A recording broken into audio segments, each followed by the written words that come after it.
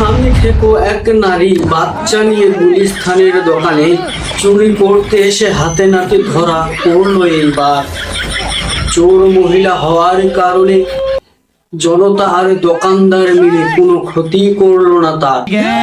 সবাই মিলে চুরনিকে বলে, মাস্ক খুলে চেহারা দেখাও তোমার।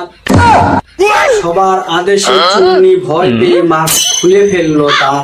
চুন্নির চেহারা দেখে মনে মনে সুবাসনা জাগালো সেই বিশ্ব সেরা লুচ্চা দোকানদার। দোকানদার মনে মনে ভাবলো, এই সুন্দরী চূর্ণীকে বিয়ে করতে চাই আমি আবার। চূর্ণী মনে মনে হাসিয়া বলে, চুরি করতে এসে ধরা পড়ে শুধু সুন্দরী হওয়ার কারণে দুর্ভাগ্য থেকে সৌভাগ্য হয়ে গেল আমার।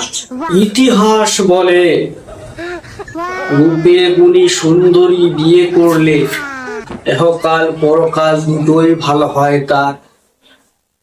তবে কি এখন সেই কথার দাম আছে আর?